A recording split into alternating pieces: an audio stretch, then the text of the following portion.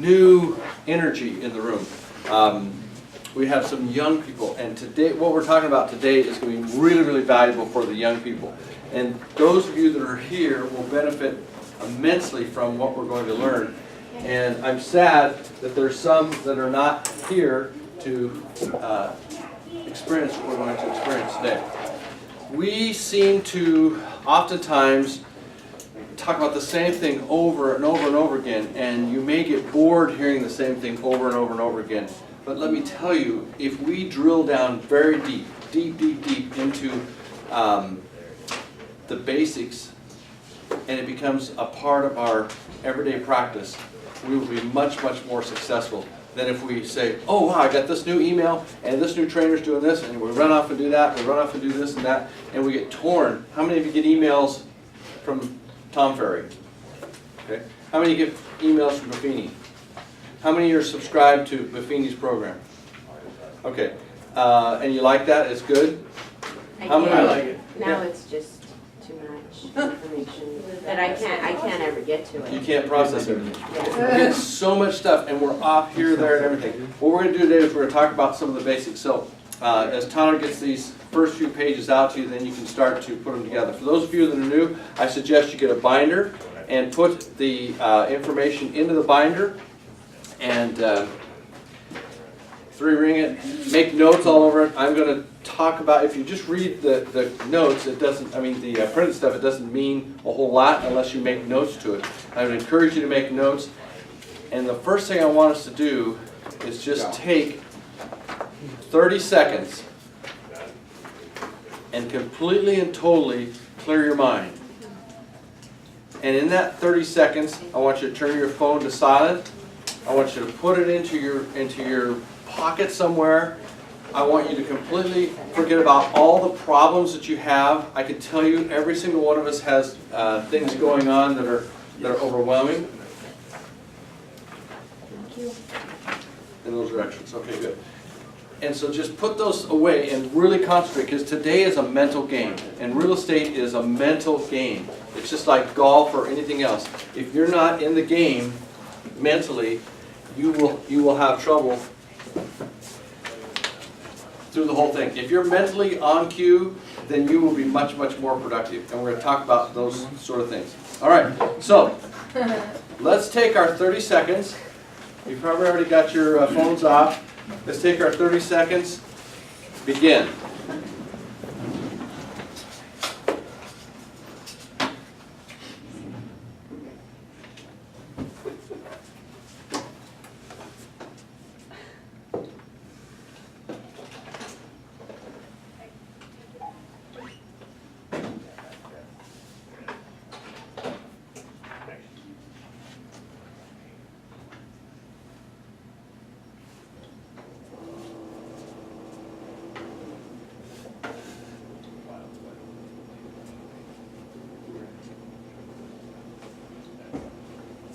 Okay, 45 seconds later. Very good. Did anybody fall asleep? If I shut down for 30 seconds, I'm okay. But if I shut down for a minute or two, I could be out. So, anyway, perfect. Yeah, keep those back there. All right, what we want to do is we want to develop a lot of energy, and we want to think about. There's going to be some exercises, and I want you to be thinking about next year. What's going to happen next year for you? Because what we're going to do is lay the foundation of your whole mental and thought process for what will be your outcome for 2016. How many are overwhelmingly happy with 2015? Overwhelming. I'm not sure about overwhelmingly, but Well, I mean, Overwhelmingly happy. Maria. Oh, yeah, I can't complain. Yeah. All right. And Sean, best year ever. Yeah, Right? best year ever. Yeah. Okay. A lot of us made changes in the year, and there's a lot of things that were really positive. And I think now we're ready to launch into the next year that's going to be even much more positive. Fulfilling. Okay, so page 3, irrefutable fact number 1. What is it? Fact. real estate business is a get rich business. Okay, Do you see the word easy in there? How about another word? Do you see the word quick? Okay. Can it be a get-rich-quick business? How many of you have ever flipped a house? Kind of. 3 of you. Okay. Was it a get-rich-quick? No. Okay. It can be very, very fulfilling, right? I mean, there's times when you can make 20,000, 30,000 really, really quick. Okay? If you could do it enough times, to do it right enough times, you really, really probably could do it quick. How many people, if you just had to guess, how many people that are flipping houses do it with 100% success? I He think does, you always have to lose some. I think there's always going to be elements losing, but I would think that the majority of people that flip houses probably are losing most of the time. They're putting too much time or too much money, and at the end of the day, after they pay the taxes and so forth, there's probably not a lot left over on the flip, right? And it was a lot of work. And it's a lot of work. What I want to do today, my goal today, is to help you change your thinking and to help you change behavior and help you to change relationships. So we'll watch for those 3 things. And so I want to stimulate your thinking, and I want you to write down stuff as it comes to your mind. We cleared our minds here for a few minutes, and when something comes to your mind, I want you to write it down quickly, and then come back to this later and look at it again and say, why did I write that down, or what does that mean?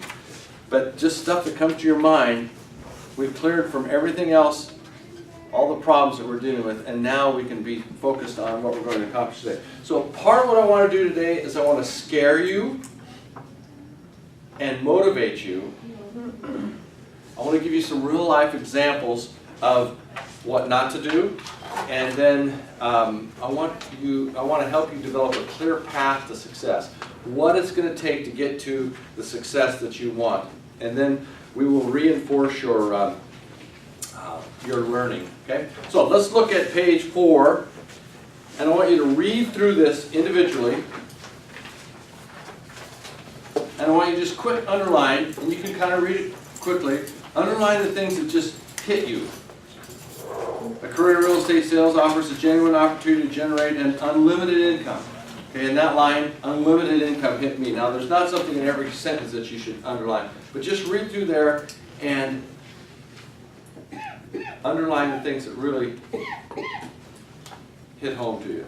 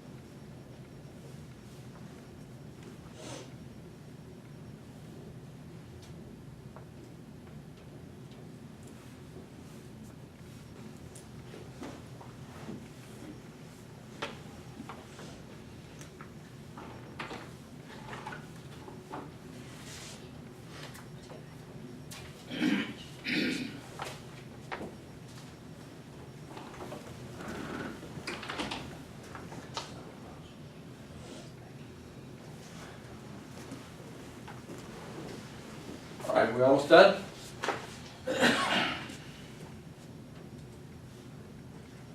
Yes.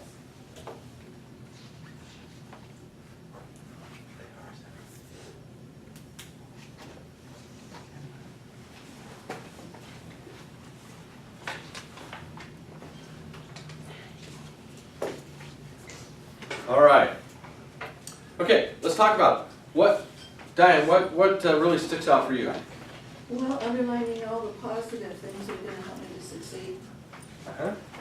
Okay. and to change some of my habits. And which I was already kind of starting on last 6 months of this year. Getting things that aid me in my business rather than trying to do it all myself. Okay. Anybody else? What are some of the things you underline? What hit you square in the face? I have some. Lisa?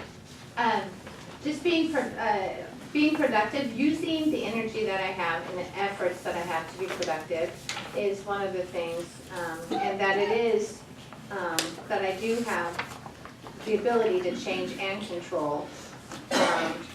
It's remaining purposeful and remaining focused, and achievement is up to you. But the one thing I do want to mention, and my biggest scare is right there in the middle there where it says you can work up to 80 hours a week and get absolutely nothing with the wrong activities, and therefore that's why we're here. Yeah, yeah. And I appreciate you guys taking the time. I mean, this is where at the beginning of the year we got all the stuff we want to do, and I'm asking you to take 2 hours and plan, and I'm going to talk about thinking, and I'm going to talk about planning, all this stuff that's pretty much boring. And you'll see later how this will pay off and the benefit that will come from it. So, when face to face with your mortality, you undoubtedly say one of two things. And maybe we're face to face with retirement, and we're now at an age where we want to slow down, and this is the part that may be a little bit scary for some of us, and we haven't made the sacrifices, or we haven't done the diligence in our life, and all of a sudden we're reaching retirement, and we have nothing to say. We don't have our house paid for. All we really have is Social Security, and that's a little bit shaky. And we don't have investment income, we don't have a retirement home, we don't have a 401k, we don't have all these other things that could make our retirement happy. That's the scary part. It's one thing to be young and broke, but it's really scary to be old and broke. Yeah. All right? And it's our choice. And so those of us that have more experience in the room are speaking to those of you that are just getting started. And you're the real winners right now because you have so much more time. Some of us don't have that much more time. And we're scrambling around to try to make things happen. And we don't have that luxury that you have of time. So we want to encourage you to make the changes today that will make you much happier in your retirement or at some point where it really makes a difference in your quality of life. Right, but we have other things that they don't have. And that is? Experience. And we can make the better choices. Okay, so maybe we want, as younger people, to rub shoulders with those that have more experience and find out the things that we might have done differently, or the things we wished we had done, or the sacrifices we wished we had made along the way. Okay, or the things that just a simple little change of saving $10 a week or $40 a month back in our day, or if we had, in today's dollars, if we'd put away $125 a week. Now, can anybody come up with $125 a week by shaving something out of their lifestyle? Absolutely. And how much is that a month? $500 a month. How much is that a year? 3,000. Okay. Yeah, $6,000. So with that, we put away $6,000, and starting at age 25, and we put away $6,000 a year, it would be a huge amount at the end of our career from a cash flow standpoint. Okay, so just simple little lifestyle changes and sacrifices could make a huge difference when we are our age. Okay, so what else? You started to talk earlier. What did you underline? What really hit with you? Well, I just think that it's all about the choices that you make with your time. I mean, and that's where experience comes in because, I mean, maybe I have a shorter time to make my retirement great, but I have the wisdom to make the better choices to utilize my time for the top dollar earning activities. Exactly. That's what this said to me. So it's Pick the right easier for you to make $100,000 or $200,000 a year than somebody that's just getting started. And you can do it, and you can balance your life with that, okay? And you may be playing catch up a little bit, as so many of us are. Doesn't matter how much we have, it's not enough. And the message to you younger people is don't allow yourself to get that position early in your life, like in your 40s and your 50s. Be at a comfort position to where you're not dependent and scrambling and having to do things that you don't want to do. You can have an abundant life your entire life. Okay? It's really amazing that if you put 10 to 15% of what you earn away each time you get your check, that by the time you get to be 40 or 50, you've got a lot of money. Yeah, it adds up and then it compounds and so forth. And then we learn how to invest it and where to put it and how to shelter our income from taxes, and there's just so much to be learned from it. Okay, anybody else that wants to mention anything here? I underlined, if your real estate business is not reaping rewards at levels you desire, chances are you're not sowing the right seeds. Yeah, that's exactly right. You reap what you sow. I underlined in the first two sentences, no one dictates how much. There's no ceiling. And you can have a raise every year. If you're just starting and you're in your first year and you made $50,000 and you in your next year change a lot of your practices and you have 1 year's experience and now you're going to work in your second year, you can go to $100,000. That's a huge big raise. How many people get $50,000 raises in a year that are working a job? So you can go from $125,000 to $175,000, or you can say I'm going to go from $150 to $250, and you add another $100. There's no limit to what you can do, and we're going to build on these thoughts. And the next to last paragraph, the last line says, "Get exactly what they deserve." And in this business, we usually get exactly what we put. We get back exactly what we put into it. Okay, so next page, number 5, and I've asked you this over and over and over. What is your why? Why do you work? And so there's a line there to write your answer. So take just 15 seconds. What comes to the top of your mind? Why work?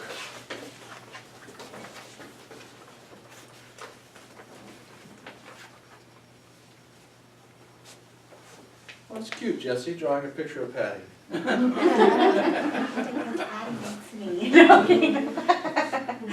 Actually, I draw pictures of horses. Oh. Yeah, you guys are furiously writing. What are you writing down, Sean? It made you giggle. I just put by my family. I didn't draw pictures. They still look like horses, probably. What'd you write, Melissa? I wrote exactly the same thing, my family. Your family. And it's a broad statement because it includes everything. I want to be able to take my daughter to Disneyland. I want to be able to make my mortgage payments. I want to be able to buy her a car when she's 16. Okay. Yeah. Is it okay if I ask you some tough questions?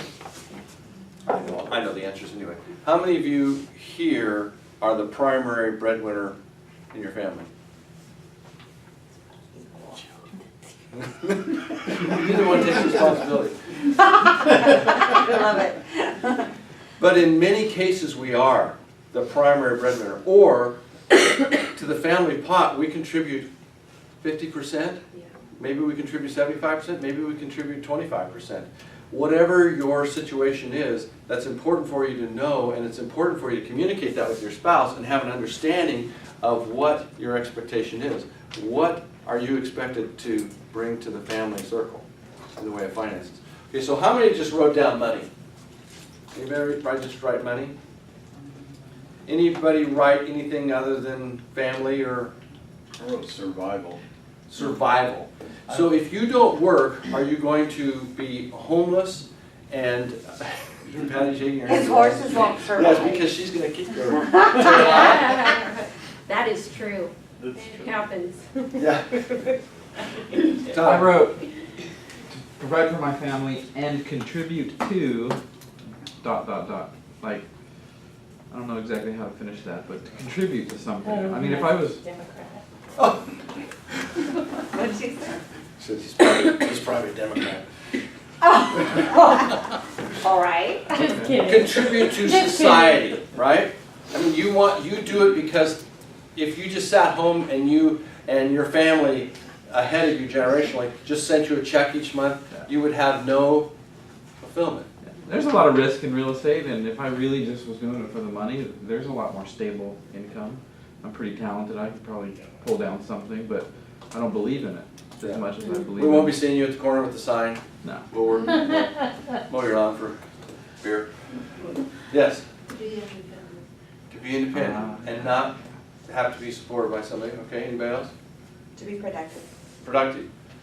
Again, back to fulfillment. Anybody else? Anything else there? I could provide, but I'm not the sole provider of my home, but I provide extra for a lifestyle that we like. But I have seen Sarah run home with her monthly check and say, I made more than you did. Actually, I I don't haven't do that. seen that, but I don't do that, my husband does, he's like, Snap, you made more than me.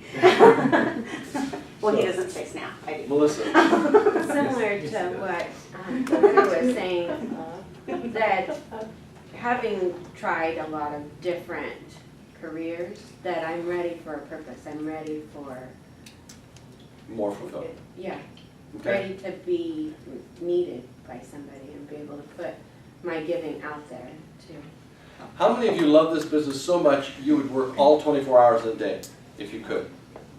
Yeah. He pointed at you. I used to say I worked a lot. That's because she works a lot. How many, anybody here work over 20 hours a week at this? Anybody work over 40 hours a week? Probably. 50? 60? I probably worked about 60 hours. About 60 a week, okay. So how many hours is that a day? If you work 5 days a week, 12-hour days, all 5 days, Probably work 6 to 7 days. 6 to 7 days, okay. Some weeks you might only work 6, some work, okay. We work a lot of hours, and with that, what I'm afraid of is we work a lot of hours that are not productive. We do a lot of things that are not productive with our time for our earnings. So let's look at the days we divide up. In this box, your time is your life, and we talked about this here a while back, that what's more valuable, time or money? Right now it's money, and you'll work 12 hours a day, but you'll reach a point in your life where time becomes far more valuable than money, right? Especially if you've experienced some sort of illness or you have someone in your family that's experienced an illness, and it's important for you to spend quality time with these people. Okay? So we have spiritual draws, we have mental draws, we have physical draws, we have emotional draws, things that need to be fulfilled in our life, and then we have relationship, spouse, family, kids, friends. All those things are demanding a certain amount of time. And as I look around the room, many of us have 2 jobs. We have our job in the real estate industry, and we have our job caring for the family. And I could tell you, no, I can't tell you. I should be able to tell you, but I can't really tell you. I think I have an idea, but I probably don't have any clue as to what a wife and a mother's responsibilities are. Because I never have to worry about that. I am so unbelievably blessed, and a huge big part of my success is I'm married right. And I'm married such that my wife takes care of so many of my needs that I roll in and things are, I mean, dinner's ready and this is ready and clothes are ready and all that kind of stuff. She is an amazing person. So if you're not married yet and you have a chance, Choose right. choose right. Okay? Married that Good amazing choices, make good person. choices. Find that amazing person. And some of you as women may have the same story. I have the most amazing husband. He provides for me financially, he provides for me emotionally, he supports me in this and supports me in that. He will prepare meals, he will prepare I mean, he will help with the cleaning of the house, he will manage the children, he will drive them here and there. And I have an amazing husband, and that is a key to my success. And if you interview, and if you get with some of the more experienced people and you interview them and say, what along the line of your career have you experienced that was very valuable to you? And you will probably hear, I had a very supportive partner. So decisions that you make when you're young, or when you have time to make them again, it's important for you to consider those things. Consider how that person fits into your life plan and the things that you want to accomplish. Because if you have a supportive spouse, it's very helpful, right? Absolutely, and I can vouch for that because I'm my third wife, and that's the most supportive one I've ever had. Okay, and he wants supper tonight. I think on the flip side of those, some are married and are thinking about going to real estate, are starting to make that career path.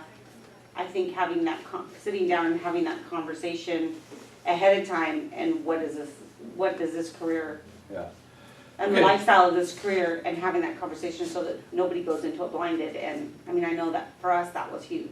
So, we're now midway into our career. We're midway into our marriage. We're not going to dump him or dump her because it's not fitting into our career path right now. We just don't do that. So, what about having this conversation with your significant other right now? How many of you sit down on a regular basis with your significant other and do your financial planning? Okay? My wife and I never did. We took Dave Ramsey's course, and we were forced in our homework to have to sit and look at each other and talk about our finances. I had no idea what she was making, where her money went in her checking account. She had no idea what I was making, my money in my account. We were joint accounts on both, but yet we really had no organized deal. I got into a coaching program, and part of the coaching program was personal finance. And with personal finance, we were forced every month to reconcile our two accounts together into one report that had to go to my coach every month. And that was eye-opening. And we made changes because we now knew what the other was doing. And that's probably very typical. Elise is giving me this big huge smile. I'm like, I don't know if I'd still be married. You're asking me to what? With a little counseling. But getting on board together and having the same career path, the same thoughts in mind is huge. Okay? Well, I think you have to discuss it with your spouse because you have to be on the same page. You, like you say, and Patty and I have done it. She's worked her jobs and I've worked mine, and the budget is the budget. And I think this year is probably the first year that we're really communicating better on what has to be done to be successful. And whether you're working with your spouse or whether your spouse works at another job, you've got to be communicating and coordinating your time and your money. Yeah. Now, some of us in the room are single earners for the household. Some of us are dual earners. Some of us have a husband or spouse that either has a retirement income or another income. And I can tell you, we would have never made it, although I, at times of boasting and full of pride, I would say, well, you could just quit any time. I make plenty of money. And then the next month, I didn't know how we were going to make the house payment. Hey, could you help make the house payment this month? Because she had this steady income. And having a spouse with a steady income is very, very, I think, vital to that. Now, if you're a single earner, that's tough. If you're husband and wife, you're both in business, that's tough. So, when you're together organizing to where you can live off the spouse's steady income and you can earn an unlimited amount of money in the real estate business, and you can invest and you can put that away and you can save for some things we're going to outline later, that is a real key to success.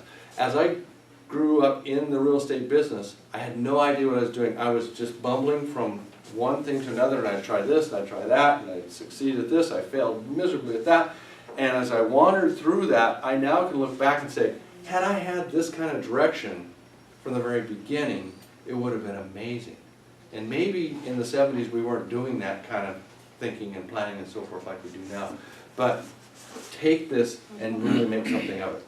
So let's look under the finances column, because most of you wrote down some financial need as the reason or the why that you have in real estate. Either it's survival, or it was to support your family, or it was to support your lifestyle. And we live to work, and we work to live. Most of us don't have a Powerball income that we can just not have to worry about. How many of you have talked with your spouse about what you would do if you won 800 million net after the taxes? You've talked about it. And what are you going to do? Leave me.